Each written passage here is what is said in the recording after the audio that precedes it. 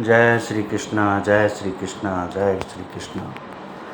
दोस्तों, भगवान श्री कृष्ण का जन्म प्राचीन काल में मथुरा नगरी में राजा उग्रसेन के राज्य में हुआ था। उनके पुत्र का नाम था कंस, जो बहुत ही अत्याचारी और निर्दयी था। कंस ने अपने ही पिता को बंदी बनाकर स्वयं मथुरा का राजा बन बैठा था। कंस की बहन देवकी का विवाह वासुदेव नामक एक वीर और धर्मात्मा पुरुष से हुआ।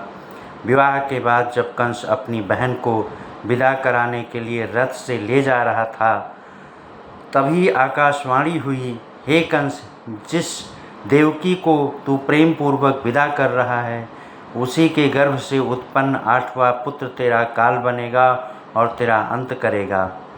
ये सुनते ही कंस क्रोधित हो गया और देवकी को मारने के लिए तलवार निकाल ली। लेकिन वासुदेव ने उसे शांत किया और वादा किया कि वे देवकी के हर संतान को कंस को सौंप देंगे।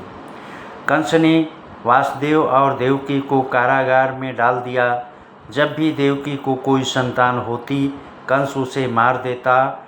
इस प्रकार उसने 7 संतानें मार डाली।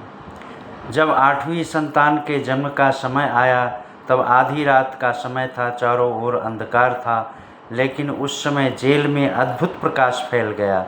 भगवान विष्णु ने प्रकट होकर वासुदेव और देवकी को दर्शन दिए और कहा, मैं तुम्हारे पुत्र रूप में जन्म लूँगा।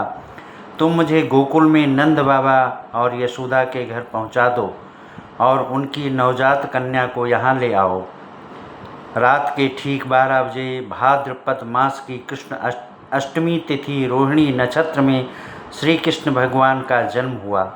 उसी समय सभी पहरेदार सो गए। जेल के दरवाजे अपने आप खुल गए और वासुदेव के पैरों की बेड़ियाँ टूट गई। वासुदेव श्री कृष्ण को एक टोकरी में रखकर यमुना नदी पार करते हुए गोकुल पहुँचे।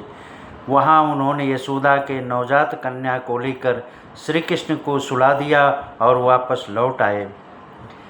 जब कंस को कन्या के जन्म की खबर मिली, तो वह उसे भी मारने दौड़ा, लेकिन वो कन्या उसके हाथ से छूटकर आकाश में उड़ गई और एक देवी का रूप लेकर बोली, हे कंस, तुझे मारने वाला बालक गोकुल में सुरक्षित है।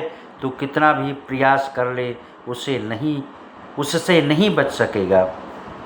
इस प्रकार से कृष्ण का जन्म हुआ और बाल रूप में वे गोकुल में नंद यशोदा के स्नेह में पले।